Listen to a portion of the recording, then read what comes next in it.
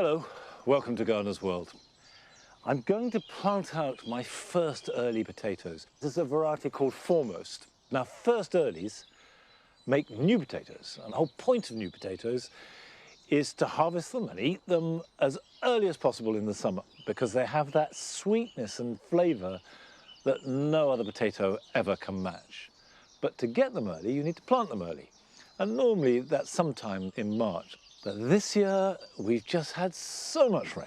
The ground has been sodden. So I'm going to give it a go here in a raised bed. Raised beds drain much better. And if you haven't got a raised bed, you can do it perfectly well in a bag, a pot, any type of container that's big enough to let the potatoes grow and multiply. So that can go in like that. One of the advantages of growing in a raised bed is you don't have to dig a trench, you don't have to earth them up, you just make a hole and pop them in. I'll get the last row in, rake them over, and then that's it. Now, if the leaves appear and there's cold weather, it's a good idea to cover them up, which effectively is earthing them up. You can do it with a layer of compost or straw or even fleece. Other than that, there's nothing to do. Let them grow and then harvest them, hopefully around about the beginning of July. Now, coming up on today's programme. Sue is at home in her own garden as she makes a start on her new hot border and tackles a range of spring jobs. So here we are. Welcome to the new area of my garden. It came about because we needed to change the steps to make them safer. And it's resulted in 4 new beds for me to plant. We explore the Cornish garden of the author Patrick Gale, who has transformed a farmyard. It is a very lovely place to write. But the funny side of that is, of course, being an obsessive gardener, I've no sooner sat down with a novel than I notice something that needs deadheading. Toby visits the beautiful Vann Garden in Surrey that has been in the hands of the same family for over a century. It's incredibly special because I look out the windows, as you say, or I look at the flower beds. My parents' hands are on literally every single plant that there is in this garden. And I shall be planting up an awkward east-facing bed.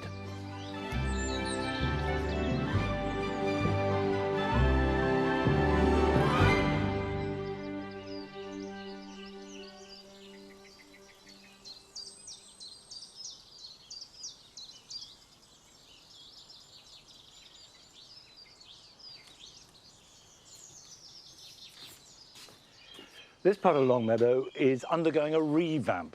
We've put in these stone slabs, which were laid last week. This is the basis for a new seating area.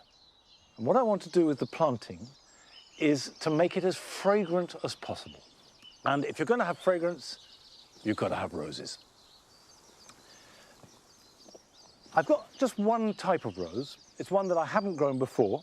It's called Emily Bronte. It's modern. In fact, it's only been around since about 2018, and I've chosen it because it has really good fragrance. And it's an English rose, which means that it has the virtues of long flowering from June right through till the end of the season, which could well be into October. And I'm planting them on each of these points here. So the idea is that there's this sense of encircling fragrance.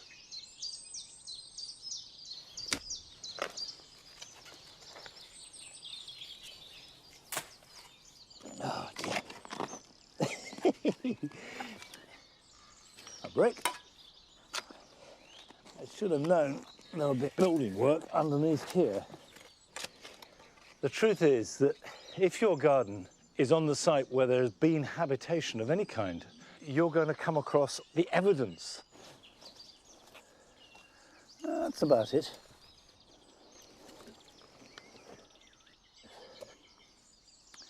Now, roses ideally are planted quite deep. All roses are grafted, and you don't want to see the graft above the ground. In fact, you should bury it at least an inch below the soil.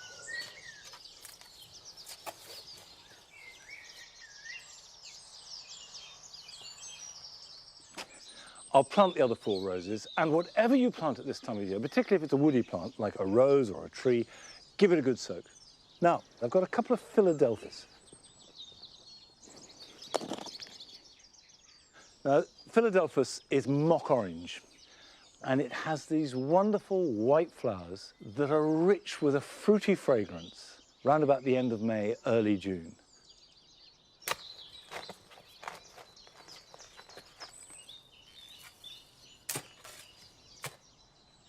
For most of us, they're a very easy shrub to grow. Philadelphus like sunshine and reasonably good drainage, and certainly they don't like heavy, wet conditions. So let's put that like that.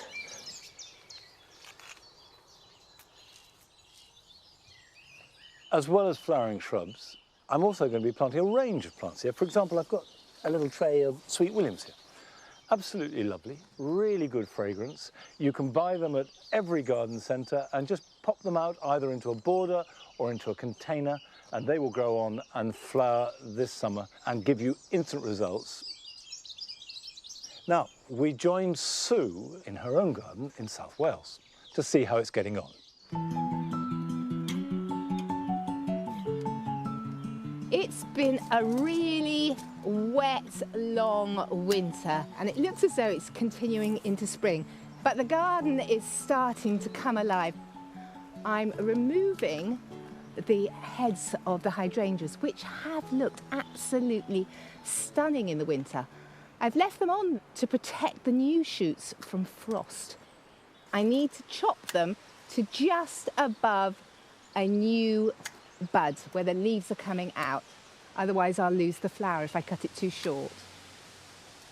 And as I remove the heads, you can see all this beautiful new growth coming, and the plant changes from brown to green in a matter of moments. So I don't want to take too much height off them. But sometimes they overextend into what's growing beneath them, so I may take the lower branches back a bit further. None of this is going to go to waste. Most of it is going to go on the compost heap, but some of it is going to go to make new plants.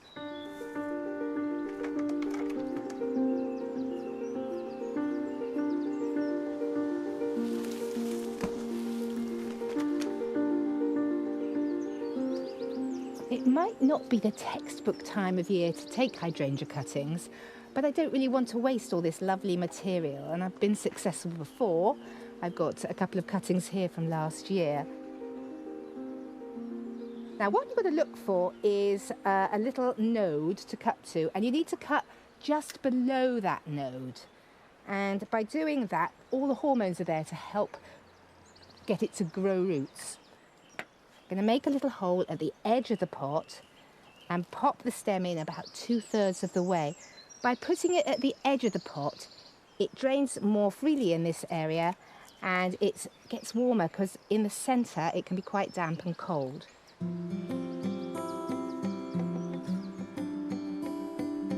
I'm going to pop these into a bowl of water and water them from the bottom rather than pour water on the top. And I'm going to place them somewhere out of direct sunlight, and they're going to take about 12 weeks before they root, and then you'll know you're successful when you see new growth.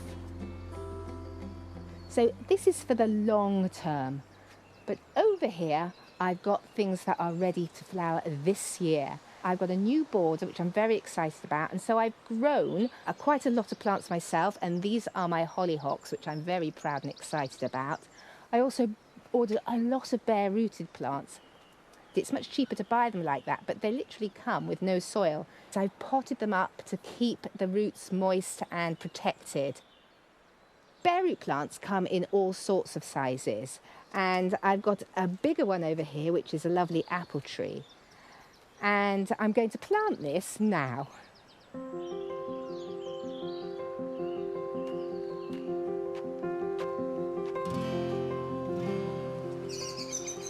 I just wanted to stop for a moment and share with you my new daffodil border. I wanted lots of different tones of yellow and ones with different heights. At the moment, I've got these beautiful ice follies, pale yellow outer petals, and next to them, they've started flowering a bit early, are Barrett Browning, and they've got a bright orange centre. The yellow on the petals of the flowers complement the lush green growth of the Spirea white gold at this time of year. And I planned it and it's worked, and I'm really pleased. And I'm hoping to pull the same thing off in my new hot border, toes crossed.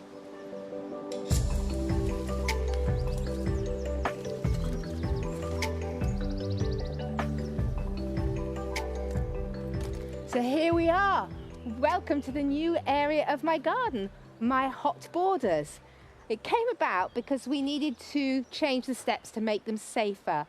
And it's resulted in 4 new beds for me to plant. Now, my husband really likes the colour red, and I don't really know how to use red in the garden. So I went to Hidcote to get some inspiration, and it was great, and it's given me a plan. So I'm going to kick off my shoes and I'm going to get planting. I want more unusual things than just a normal standard flower border. I love to include fruit and veg, and I've chosen a lovely late fruiting variety apple called Ida Red with really red fruits, which is in keeping with my hot border theme. And also this fruit tree is going to sort of mask a slight ugly fence behind me.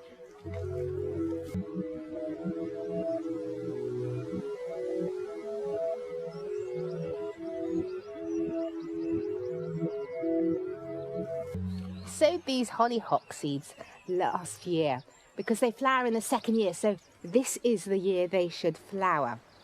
They are short-lived perennials, but they grow to over 2 metres, so the flowers should be at eye height, which will be really nice. I'm going to knock them out here because it's easier than doing it when I'm planting. And look at that lovely root system.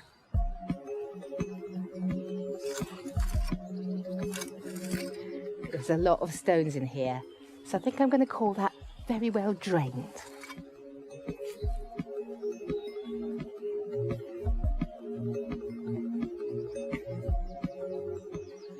In this area, I've started playing with the pots, laying them out. And I've already planted this bare root rose. It's Rose Etoile de Holland, a red rose with double blooms, and it's going to cheer up this slightly grey wall. Now I'm going to put in my Pennisetum redhead. It's going to grow to about 1 metre high and can spread to about 1 metre wide, so I'm worried it may be a bit thuggy, but I'm going to give it a go. It came bare rooted. I just popped it in the pot to keep it moist, and you can see it hasn't really got going in the pot, which is a good thing. So I'm going to pop it in. They're going to take a couple of years to get to their full size, so I'll have lots of gaps. So I'm going to interplant with hardy annuals later on. But there's one seed that I really need to get in now, and that's a broad bean.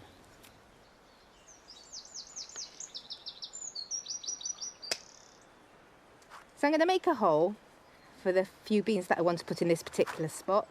They are a heritage variety called Crimson, and they have beautiful crimson flowers which will go with my hot theme.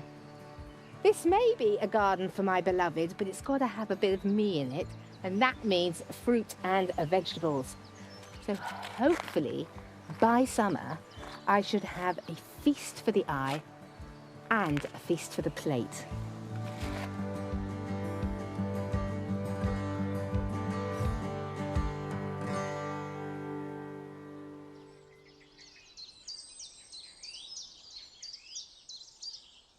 We shall, of course, be returning to see how Sue's garden gets on, and I, for one, am fascinated to see how that combination of broad beans and grasses fares. Now, here in the cottage garden, we've made big changes over winter. We've taken out hedges and trees, and we've planted a lot more things, many more roses, some more topiary, and lots more tulips. And the colours I chose were variations of pink, apricot, and peach. But some have worked, but some not so much. For example, we've got a whole raft of tulips here, which are sold as apricot, but have turned out a sort of distinctly lurid shade of lipstick pink. But I have to say in their defence, they do make a lovely cut flower. Win some, lose some. We're now off to visit one of your gardens, and this one is in London. Hi Gardeners World, my name's Natasha. Welcome to my garden. We live in southwest London and we have a garden that's approximately 2.5 metres wide by 8 metres long. We moved in about 1.5 years ago. This whole edge of the garden was covered in ivy and was completely overgrown, and one of the main constraints when building our garden was budget. We spent approximately £40 on seeds and tubers and another 30 on compost, and we created all of this, just that. It was very important to me to have lots of fruits and vegetables in the garden. I wanted to create something that was mostly edible, but also with some bits of interest both for the pollinators and for us to look at. So here we've got a mixture of, we've got some lovely tomatoes, some cosmos, some strawberries down here, as well as some basil, lovely chives, and dahlias, of which we eat the petals often in salads, mixed in with this enormous courgette, which almost feels like a tropical plant, and it also tastes delicious. Many of the features in our garden are reused or recycled from our recent home renovation. We've created a frame for the sweet peas and cucumber to wind through. We've also redone our bathroom, and we had lots of bits of tiles left over, so we created this lovely edging for the borders. Although our garden is quite small, we are very fortunate to live right in front of a nature reserve. We also share a boundary with our neighbours, which is almost completely made out of jasmine, which smells lovely in the spring. We hope you've enjoyed visiting our garden. Thank you for coming. Bye!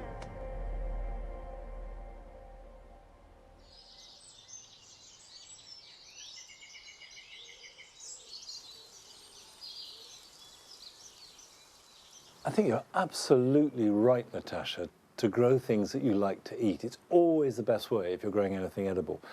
Although I have to say, I've yet to try eating dahlia petals, but it sounds like a good idea. It would look lovely. So I'll definitely give that a go now, inspired by you. Now, for our scented area, I can start to plan the annuals that I'm going to grow there, because I do want to maximize scent from every possible type of plant. Now, for me, one of my favourite summer scented flowers are tobacco plants.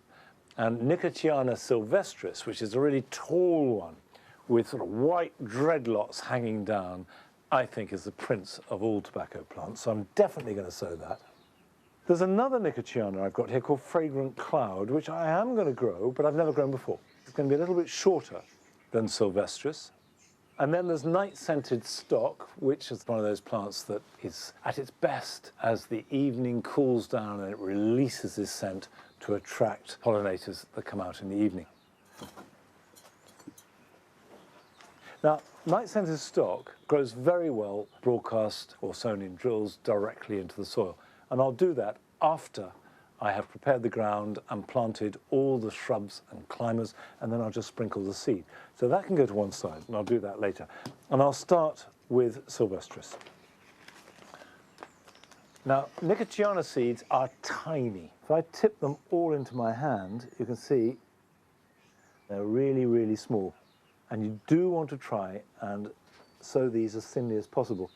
If you don't, and just broadcast it, you get these clumps of seedlings, which are then really quite tricky to separate and prick out. These need light to germinate. So in theory, it's probably best not to cover them. However, because they're so tiny, when you water them, that can push the seeds to one side and you end up with all the seedlings around the edge. So the first thing is to water initially by soaking the seed tray with the compost in it in a basin so that it absorbs it from the bottom up. And the second thing is I do sprinkle it very thinly with vermiculite. And vermiculite does allow some light through, and it just helps to hold the seeds in place.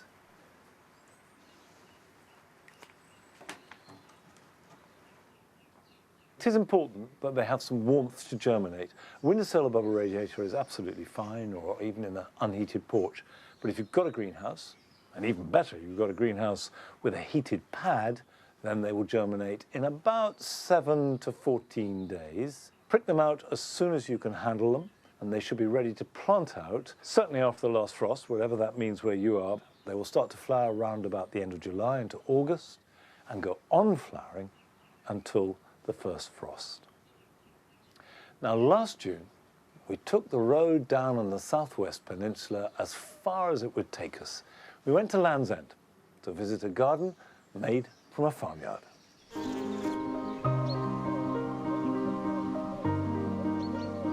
My name is Patrick Gale, and I'm a novelist and playwright, and we are here at our farm at Land's End, Trevili. It's the last farm in England. It's my husband's ancestral home. They've been here for many generations. It is a very lovely place to write, so it gives me a great excuse to sit outside and enjoy the garden with a manuscript on my lap.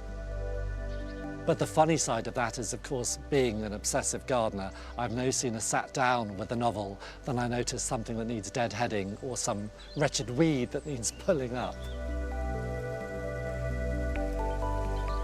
It is one of the windiest places in England, so it's a challenge to garden in.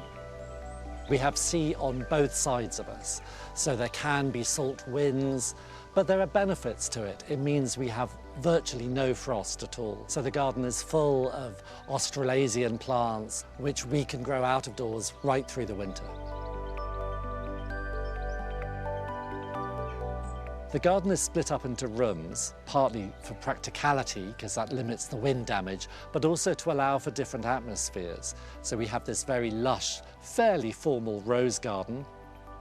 We have a container garden. There's a vegetable garden, a shade garden, and then a fairly formal little garden around my writing shed. This is very much a romantic, unexpected garden. It has no straight edges, no symmetry, and crucially, you can't see it all at once. You have to keep following these higgledy-piggledy paths to see what's around the corner, putting in plants in such a way that they look as if they've been there forever. Our soil is little more than a foot deep, so the entire garden is in raised beds for the plants to have enough soil space. It is actually a very practical garden for me because I've inherited a double dose of arthritis from both parents, and so I know my old age is going to be quite a stiff one. And gardening with raised beds is a joy. The soil itself is very free draining. We are lucky though, because we have a working farm and we have a beef herd, so we have a ready supply of poo to add to the compost, which I make obsessively. Arguably the most important plants in this garden are the shelter belt plants, and they were the first things we planted. Different types of Olearia, Eleagnus, pine tree, buddleia, anything that can withstand the wind and slow the wind down. I met Aidan, I think, about 26 years ago, and I think on our second date, I brought a box of plants from my garden because I found his little patch so depressing. Really, what we have now is a testament to my pester power. So I've, over the years, pestered him to let me have just a little bit more farmyard, and gradually what was farmyard has been encroached upon by flower bed, and we've reached the point where I can't expand any further.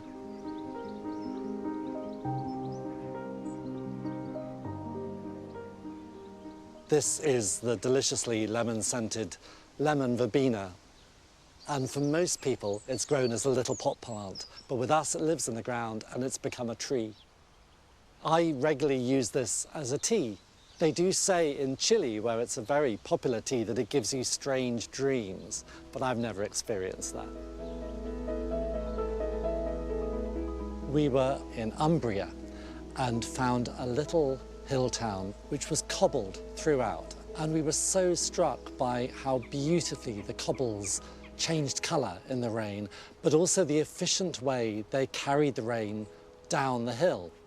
And so we realised this would be a really good solution for this garden.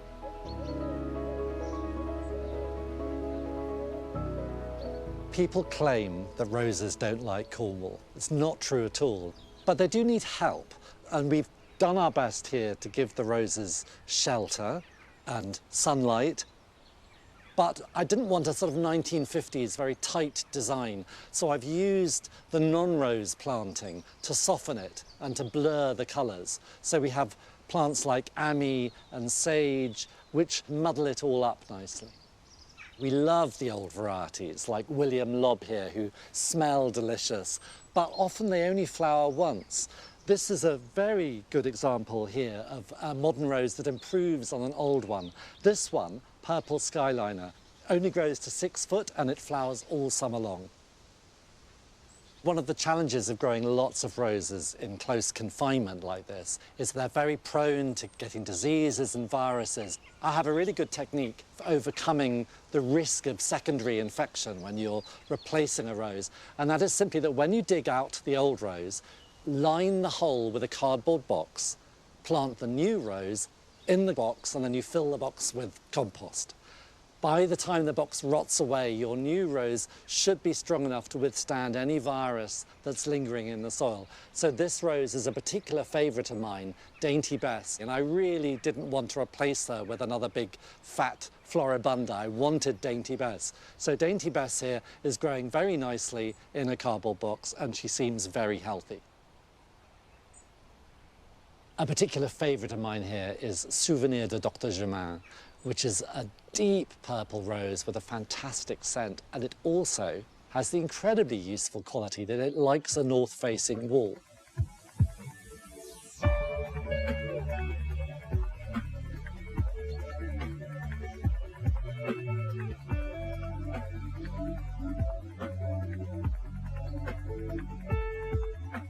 I do look at friends with very sheltered gardens and with lawns, and I don't envy them a bit, because what we have is unique and special, and I really just love it.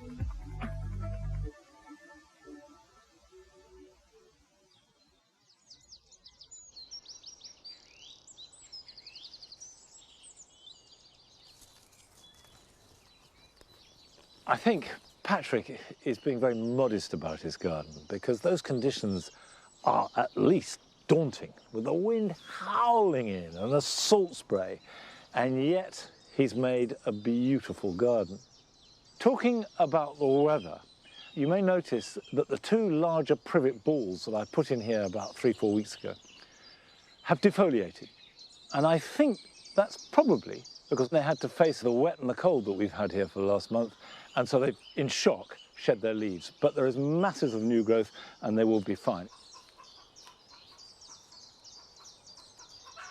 I'm planting some ammi here in the writing garden. Ammi is one of my favourite plants. It has white umbels of flower. There are 2 types of ammi, Ammi majus and Ammi visnaga. Ammi majus has flatter umbels, and Ammi visnaga, which is this one I'm planting now, has got a more rounded umbel, and to my mind is more robust and has a longer flowering season, and I tend to grow much more of it because of that. The only really big problem with ammi is that rabbits love it. And with rabbits, and I know they've been bad in lots of places, there's not a lot you can do but just wait until the grass grows well enough so that they eat that. Now, still to come on today's programme. Toby explores an exceptional garden in Surrey that has been gardened by the same family for generations. For some, the big draw is clever or quirky garden design. For others, it's the history. But what floats my boat are the plants. And we celebrate the vibrant beauty of one of the stars of the early summer border, the geum. This area originally was supposed to be 4 raised beds for vegetables, but sadly the vegetables are no more, and it's just been taken over by geums.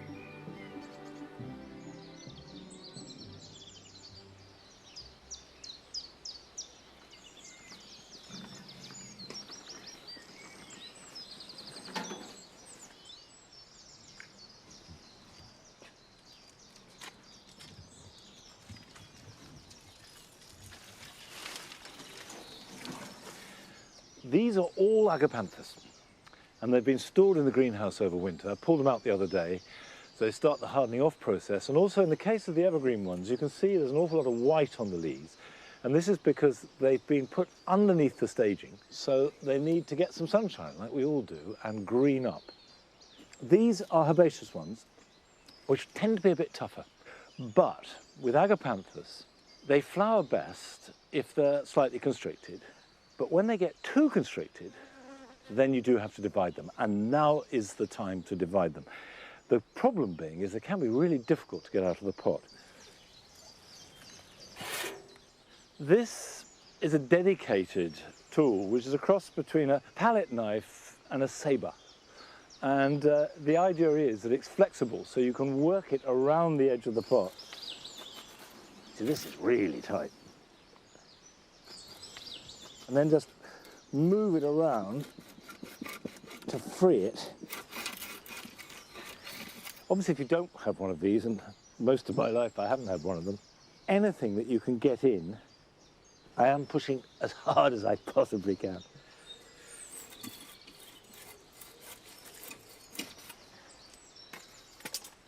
Now. Oh, will you look at that? That's the result. Now you can see how root bound that is. Absolutely solid root. Okay, that's that. There are a number of different ways that you can divide this. You could get a sharp spade and chop it in two, like dividing a hosta. You could use a bread knife. I haven't got an old bread knife, but I have got an old saw, and that will do the job. So just get in there, be brave, and just saw through the roots. Right, there we go. What I think I'll do is reduce one down by a bit to fit in that.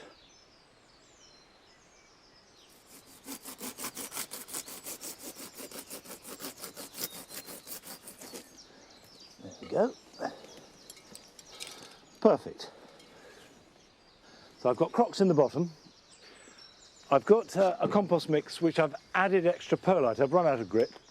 Anything to improve the drainage. The thing that they absolutely can't stand is sitting in wet soil or compost. Right. What I'll do, this will look radical, but will actually help, is I'm going to cut the bottom off like that. It won't hurt the roots. And if you have very root-bound plants, just break them lightly, just scratch away at the roots. And what that will do is stimulate new growth from where they've been damaged, and that new growth will grow out rather than round the root ball. Pop that in there like that, and then fill in around it. If you do this every 3, 4 or 5 years, you will keep the performance looking as good as possible and also generate new sections of plant which you can either use elsewhere or give to family and friends. Now, Toby has been down to Godalming in Surrey to visit a garden with rather a special history.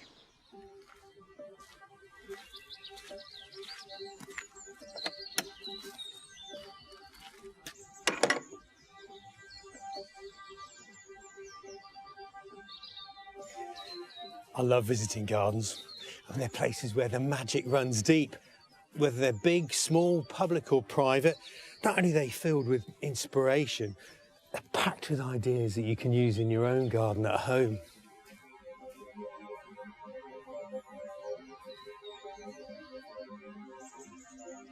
For some, the big draw is clever or quirky garden design. For others, it's the history. But what floats my boat are the plants. Flowers, of course, provide blasts of colour. And up close, they sparkle like jewels. Just look at the petals on this magnolia. They look like sequin-studded silk. But it's when plants are grown together that things get really special. This is the Vann Garden, a 5-acre design which sweeps around a 16th century timber-framed house set in the beautiful Surrey countryside. This is a garden with something to admire at every turn, and it's been home to the Carow family since 1907. The name of a place can sometimes give a clue to the soil and the growing conditions. Vann, sometimes pronounced Venn or even Fen, means bog, and that's thought to relate to an ancient settlement below the Surrey sandhills. It's certainly wet underfoot. And this is the perfect fen bog or Vann plantscape. And the star of the show, these wonderful snake's head fritillaries. Well, they're my favourite harbinger of spring. Such wiry stems, but still they're tough. And I love the fact they've got this checkerboard pattern on the petals, and also that the flowers are so boxy, as if they've got shoulder pads in the top, like a ill-fitted school uniform. They're easy enough to grow in a garden, though, particularly if you have wet ground, because they really thrive in those conditions and are perfectly adapted to it. In fact, at the end of summer, they produce these little clusters of seed, and each kernel has this corky edge to it that makes it look a bit like a miniature coracle. Now that allows it to be blown on the breeze, or if the ground is sitting wet, float to pastures new. For the use of wildflowers in this garden setting, we have a certain Gertrude Jekyll to thank. When William Carow arrived here with his family, there wasn't much here at all. In fact, this place was just for weekends. Imagine that. But then William met Gertrude Jekyll, and it was her influence and a shared passion that transformed these grounds into a botanical masterpiece.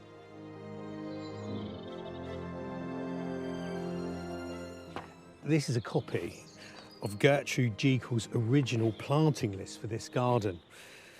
The original is at Godalming Museum, but my gosh, it's so fascinating. I mean, look at her handwriting. She could have been a doctor. But there's so many runners and riders here that I've already seen. At Myosotis, that's forget-me-nots. Lent hellebores, I've seen those. Oh, and there's the fritillaria. Gosh, there's only 50 of them. That's a handful of bulbs. There's a whole lot more than that here now. It's so interesting to see this because it speaks of the intent that Gertrude had. Heavy on the herbaceous, lots of wild plants allowed to do their thing. I wonder what she'd make of it now. I think she'd love it.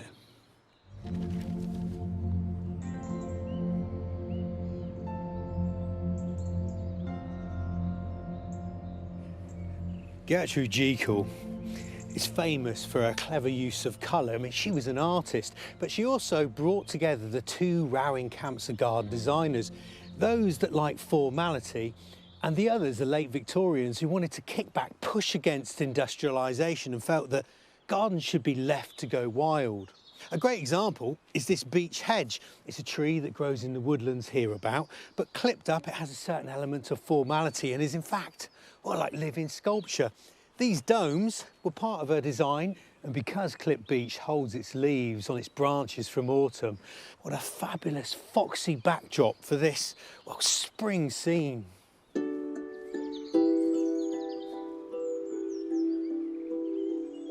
Gertrude Jekyll was inspired by the Impressionist painters, Monet, for example, and she actually planted like she was using a palette knife with distinct colours in bold drifts right across the landscape, and she'd punctuate those with brighter colours like the camellias.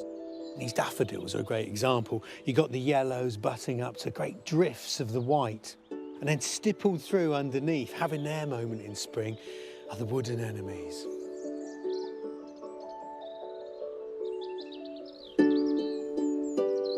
The next generation of Carows took up residence in the 1960s. Vann's current owner, Emily, has vivid memories of this beautiful place. I think my real earliest memory is probably underneath the parottia over there, sitting on a blanket, an itchy wool blanket with toys all around me and hearing the birds. I think that's one of them. We were stuck outside, come rain, come shine, under the parottia. I only had one rule when we were growing up, and that was don't run on the flower beds. And that was it. This was never a museum. It was our family home, and that's always been really important. And that was in the DNA, I guess, of the original design, a place to be lived in and loved. And I guess now Everything you touch, everything you see, every view out of every window must have great memories. Oh, absolutely. I mean, it's sort of really tragic in many ways that I'm now living here. My mother died of COVID right at the start of the pandemic. Sorry. And I moved in just for a few months just to try and keep the place safe. And here I am 4 years later, still here. And it's incredibly special because my parents' hands are on literally every single plant that there is in this garden. Well, I know, it must have been incredibly tough for you, but I should imagine she'd be immensely pleased that you now are custodian of this wonderful place.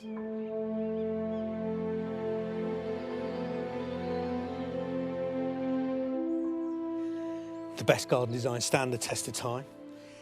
And on the banks above the water gardens, designed by Gertrude Jekyll, you can see the 3 tenets of her design principles. She was very careful with colour, and she combined plants that had flowers that made each other pop. So she would put an anemone blanda, which is blue, with yellow celandine and golden forsythia.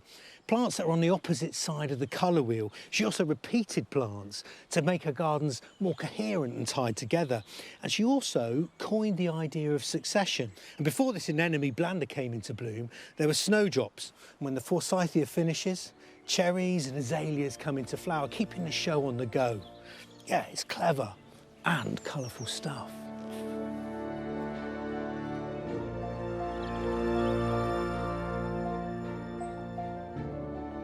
This is a plant lover's paradise.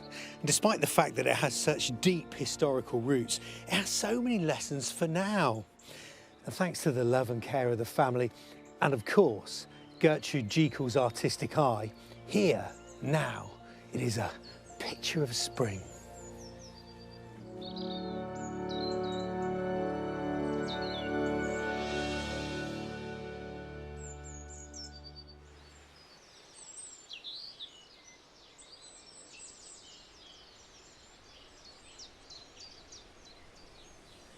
You can visit the Vann because it's part of the National Garden Scheme, and I can't stress too much how valuable it is to visit gardens. You will always find something that you can apply to your own garden and that you can learn from. And to find out about the NGS scheme, go to our website.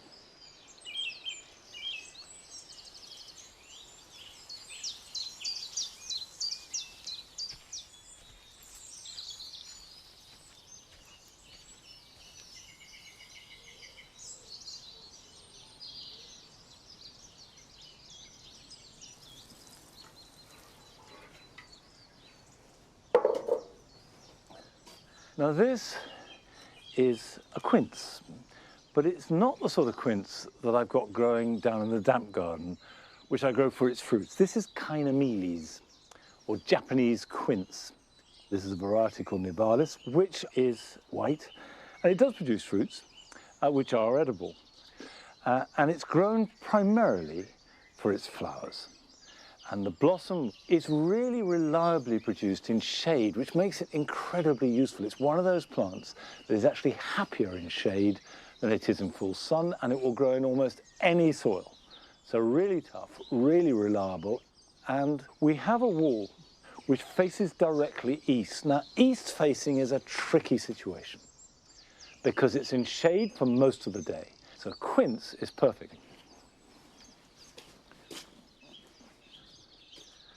The 2 Morello cherries have done fine, and they're a very good option for an east-facing wall. But the truth is they take up quite a lot of wall space for not very many cherries.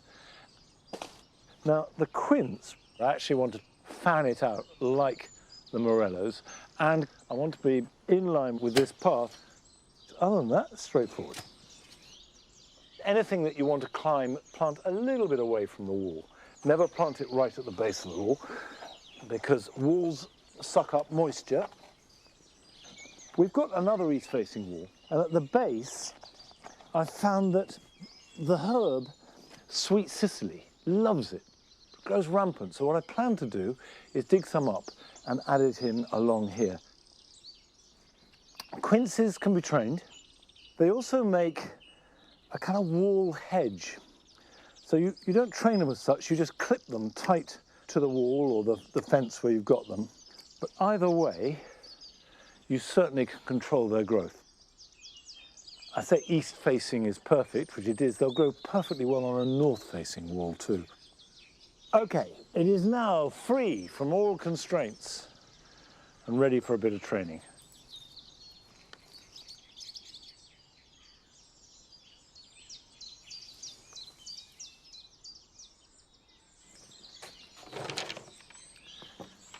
Now, I have got wires for the cherries, so hopefully this will do. So if I try and put a stick in like that, and that can go to that wire, and I've got a long one for the middle, and another one here that will go across there. Well, that's a start, so that can go like that. I've said it many times before, but it's worth repeating, is that when you tie something up, you should always use a material that's softer than the thing you're tying. So soft twine is invaluable. Now, this is where you have to be ruthless. This has got flowers, is healthy, but I can't really train it to go back. So I'm going to cut it off, even though that means removing some of the blossom, because it will take away growth from the rest of the plant. Now, a plant which probably would do perfectly well here, but is best in some sunshine, is the geum. I love geums. They have an intensity of colour. There's something sort of bright and fresh about them. And we went to Frittenden in Kent to visit the National Collection of Geums.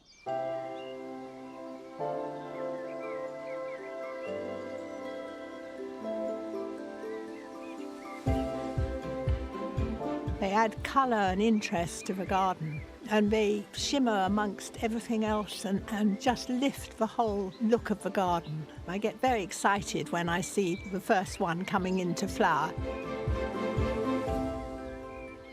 I am Sue Martin, and I have the National Collection of Geums. I fell in love with geums about 20 years ago, and I've been growing them and adding to the collection ever since.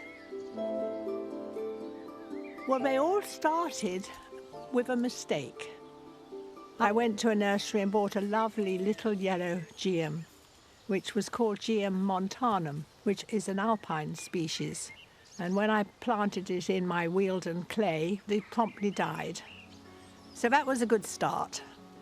Later on at a plant fair, I saw a nice orange geum, which was called Princess Juliana.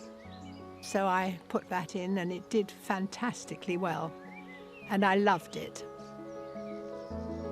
Whenever I go to a plant fair and see a geum, which I haven't got, naturally I have to buy it. And anybody who sees me walking around with this geum says, "You haven't bought another one, surely?" I say, "Oh yes, I have." And the flower beds get bigger and the lawn gets smaller. I have now got over 100 growing all around the garden in almost every bed. This is a boggy area, and we have a Rivale type geum which is extremely vigorous, and if you want good ground cover, you can't beat it.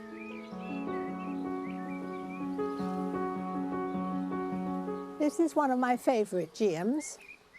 It's called Hilltop Beacon. As you can see, it gets really tall and stands up above all the other plants. It's a lovely soft orange with different colours within it.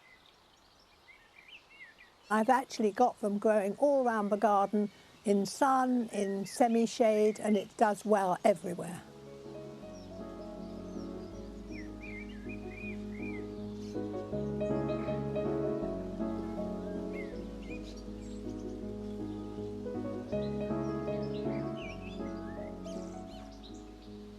This is Geum Rubin, and I love it because of the colour, the beautiful red.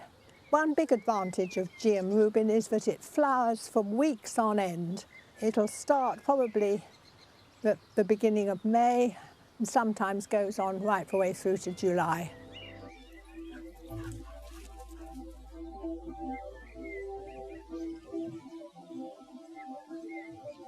This isn't a very big garden, although it's quite intensively planted. So there are geums everywhere. in amongst all the other plants, and I think it's important to grow them amongst other plants to give them protection and to show them off against other flowers and other colours.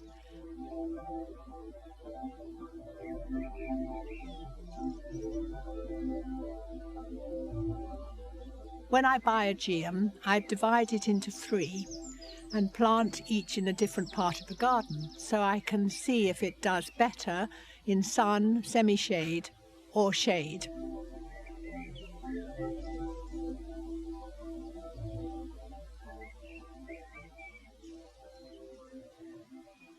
And this area originally was supposed to be 4 raised beds for vegetables, but sadly the vegetables are no more, and it's just been taken over by geums in my long-term campaign to find enough space. This is another favourite, Turnpike Troubadour, a wonderful name for a little plant, and what I like about it is the way the calyx contrasts with the petals. The nice single flower with the green centre, and it spreads and flowers profusely, as you can see. Totally Tangerine, which is in the middle here, which is a very well-known geum because it is so reliable and it flowers for months on end. And what I do with these tall varieties, I wait until all the flowers are dead on this, and I cut right down at the very bottom and cut that whole stem off. And then another stem will come up in a few weeks' time and we'll have more flowers. Propagation needs to be done by division. Geums are extremely promiscuous, so they don't come true from seed.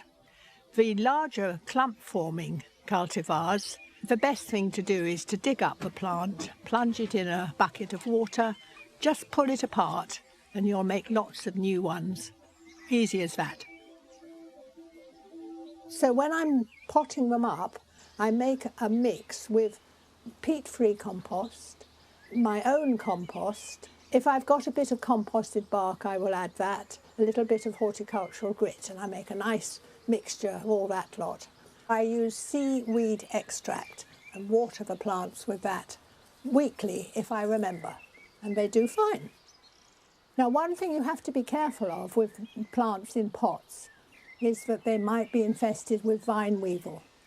And so I treat all the ones I have in pots in the spring after the soil temperature has reached 5 degrees centigrade, or in the autumn, with nematodes.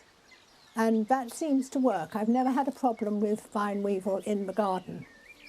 And a very good point about geums is that slugs and snails don't eat them, they don't touch them, and nor do rabbits apparently. I don't have rabbits, luckily, but a friend who does says they don't touch the geums. So what more could you ask for? I love them so much.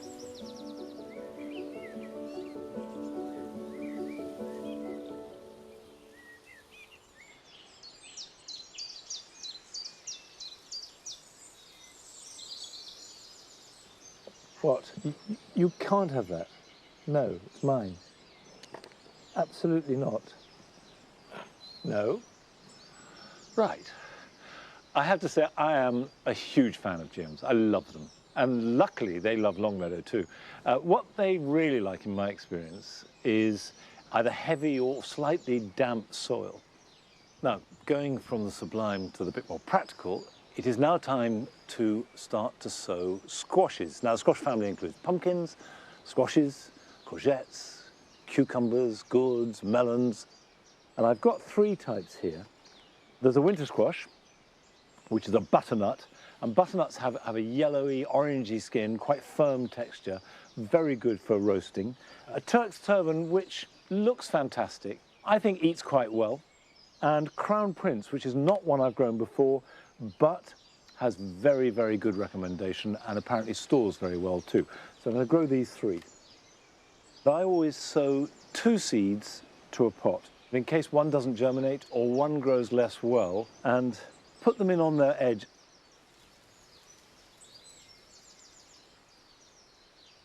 Cover them over.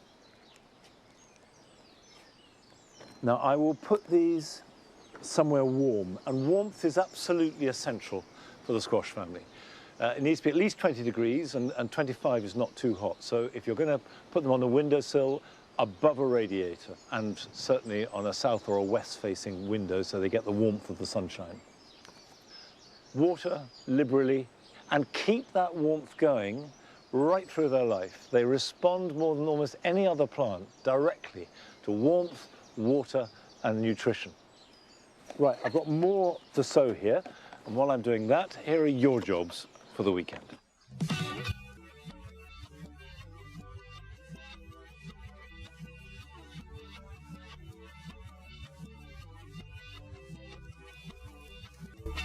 If you've grown spring flowering bulbs in pots, when they finish they should be set aside so they can slowly die back and feed next year's bulb.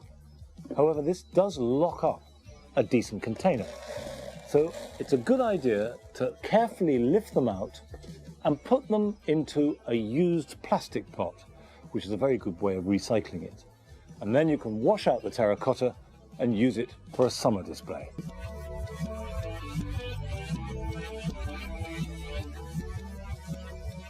The most common mistake with houseplants is to overwater them. However, at this time of year, you shouldn't neglect a liquid feed. I recommend a weak solution of liquid seaweed. Give this to each plant once a week for the rest of the growing season, and this will restore full health and vigour after the winter.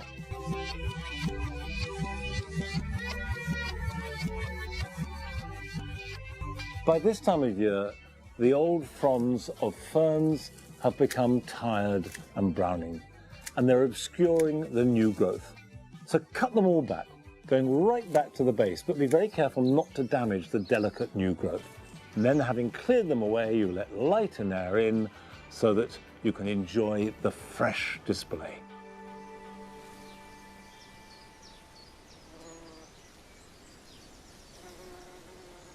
Well, I've managed to persuade Patty to come out. She takes some persuading because she hates the rain and she hates the cold, and we've had all of those things. So she's been snug away indoors, but she's fine. And of course, we're standing under the most glorious thing in the garden at the moment, which is the blossom of taihaiku, the great white cherry. And one of the features of this particular blossom is it's very temporary. It's very fragile. I've known it last only a couple of days if the weather is bad, and even if the weather is good, it's only about a week or so. But while it's there, it is fantastic. And of course, this is spring. This is the season of blossom. We may have had horrible weather in winter and early spring, but nothing can stop it now. We've got the blossom of the crabapple and the pears and the apples. And one of my favourites of all, the quince blossom, which will appear round about the beginning or even the middle of May. So lots more blossom to come. So let's enjoy spring for all that it can offer us, regardless of the weather. And that's it for today. But we will be back here at Longmeadow at 8 o'clock next Friday. So until then, bye-bye. While they're dancing in the streets, join Anton and Giovanni's.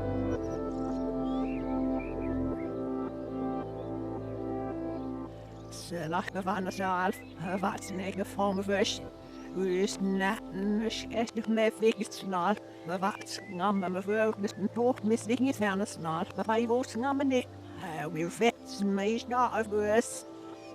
This not, here is net, nichts now, sir. I give me evidence.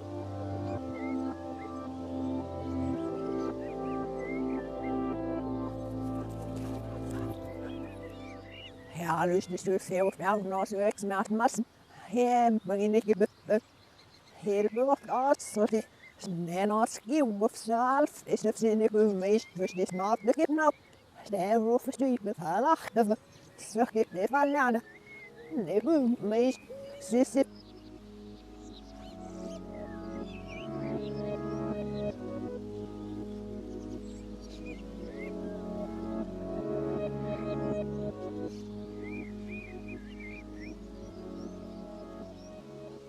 We've outside in it, she must not Maar maar ook niet, me fucking staan.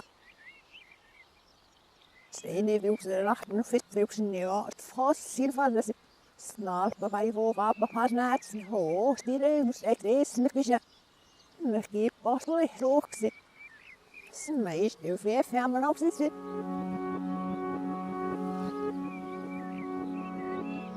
Steeds die maken, heb ik nou genoeg nou even. Zo geef je meer gezicht niet meest. Ja, heel af we verhelmen. Hij ik op wat is het? Snap je vet zo mooi niet, maar maar ook. Dus nog even staat maar aan we gaan. Hallo, steen oorlem. Ik heb snap maar voor snap. Waar zei was? Roos nou van de top, waar is het meisje met nou ik hoop hem zie zo hier op in de sta op het verhaal staan. Staat een verhaal je meisje lezen van poststuk ja wel. Steeds vallen. Waar wil ik het naf dit in een is heb op huis. En hij lust zich niet vroeg zo je meisje ja zijn aus ja heeft met een ausje. Staat look zo even. Ja, dit mag weer heel, dus wil je warm is dus nog maar dan.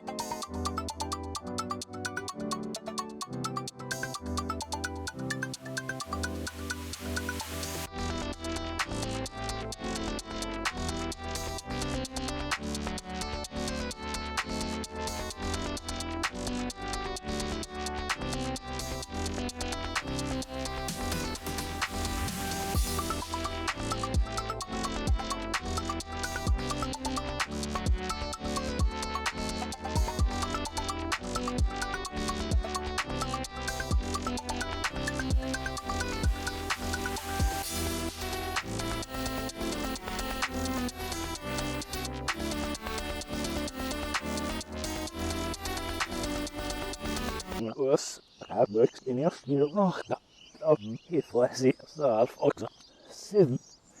Zit er weer mee uit zin. Man, om in dat muziek. Ja, het was was ja, doing it dan het was hoor, de muziek zo dus.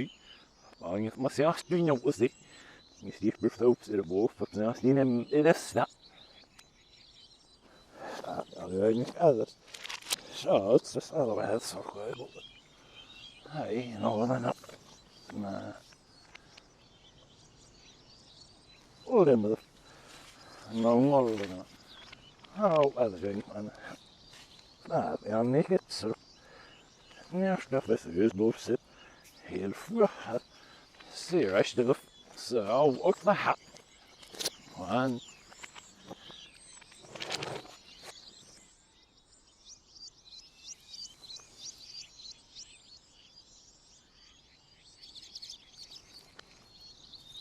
En eerst de grafieten. Eerst de gewoon of hier van zien. Ja. Lust morgen is ja van nou weer van. Wat is dit voor een zing is hier zie is dat. Zorg dat was geen assie. Ja, wat dan? Maar ook weer op snap dat over de eerste maar ik zeg als een eerste leuk is. Slecht gewoon wat. Ja, maar zo je. Eerst die mix is niet. Hey, mola.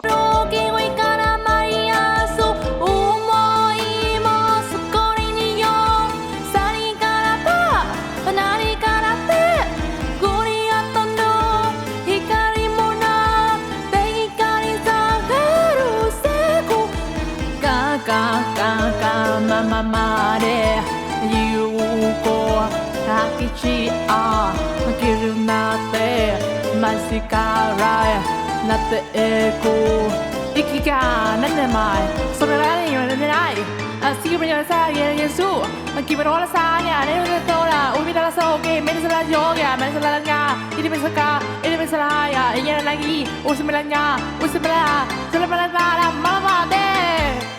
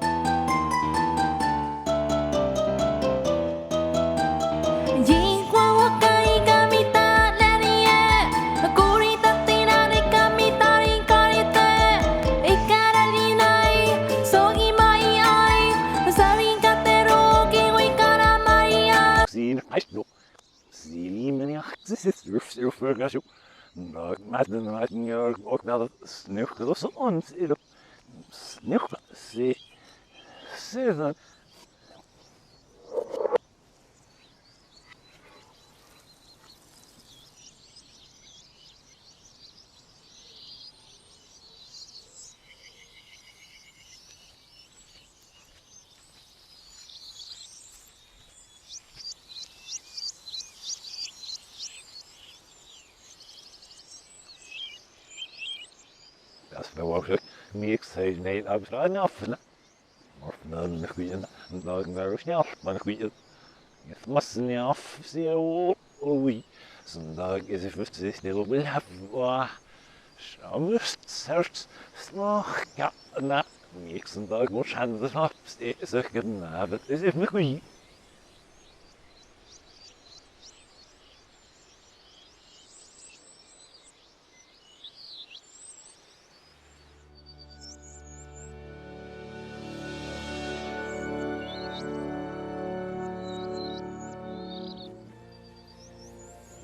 First, als ik waan, hey, ja, jetzt ist da so hier nicht uit, so, ik ben helemaal voor de recht gevallen, dat is gaffen. Waan, of zijn helemaal meer zei, stuur wordt groot zich hier niet als zij dat gaffen opzien, ja, daar hebben ze wel nog positie.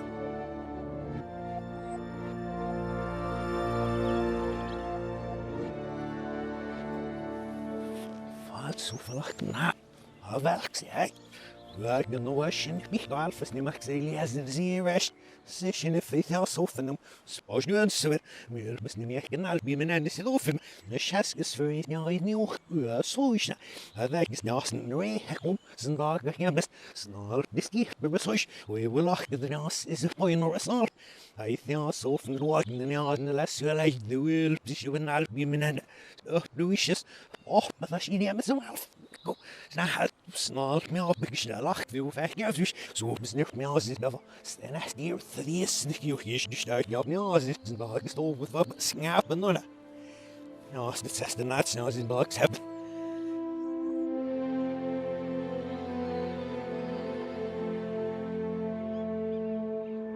zelf vanaf zit er niet uit zag waar nu hier besnem even samen de schap heb je vast niet meer niet samen nou. Dus daar zijn de zerretten maar worden is heel vet eerst in Noors Nastre ja zich wel schap zie maar ook niet eten hij hoort zich heel veel of maar en de feest hier bij die maar een naast dus nami versus niet wie meer en dat mag met de start de jaar wordt even dat de man me hing de land meer als hij weer met naast weer verlies die in heel zie je maar weer wat samen nu weer wie wij zien niet die weg als die niet die weg Well, second het wel en het wil je zelf en als het moet je weer de second en is in de zon. Zo meer niet zo samen helemaal vast bij zien er van zo zit. Zo aan stap half van een net aan anger bij me wordt een overbrengen. Hij is toch dat is not aan ja mag neer mag ja zeg het zo wie met een opstap niet pas de beweging neemt naar veloci de weg naar wie in ik ga nog niet te zeggen dat we weer toch bevinden is nou heel voor zeer mensen Själv förstås ser man det vifsa hela med ännu en raxnab. See it is sneeze now and then it's not as a record to a rack and sharing a shannon.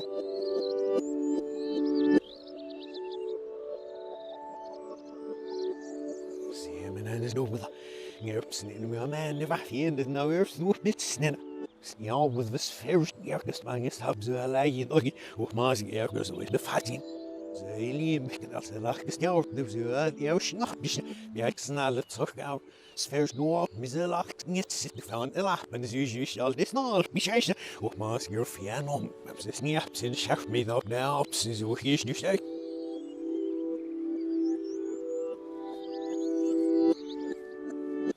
Yes, near so zelf was aan miskof zelf maar faro. Maar stomer zich naar zelfs wiel is nog hier welk zeg me. Ja, ze de wacht, smuur die. Als wordt niet veel allo. Straf me zijn eerst naar boven was nummer aan us zeg maar welk. Maar bewezen de lopen zorg de eerste. Snash hier zit ook maar zeer. Wel, we is fel besnaak. Het af van scherze alles had niet snel geschocht. Ja, ik is nog eens de roos gevel ze leiden. Yes, dan I'm off, ja, het is zo nu is het dag, dus mag je waar woest, de dag is over, weer zo is het. Ze is aan, dus wist je me lacht, wat zie je wel, garf ze mee op. Hoe is dus uit?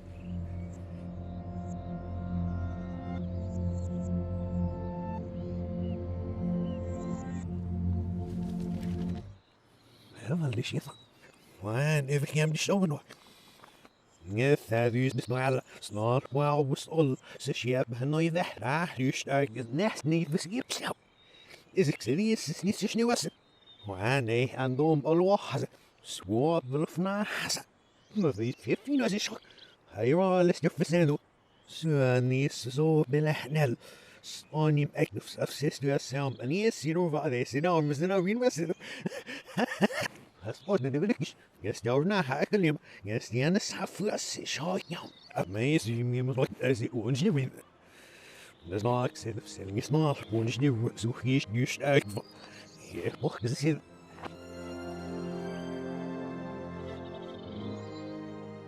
Zie met samen genacht. Dat is niet. Snaar ik zie het moof snarst het. De schaap dash en dat snulf weer zo in.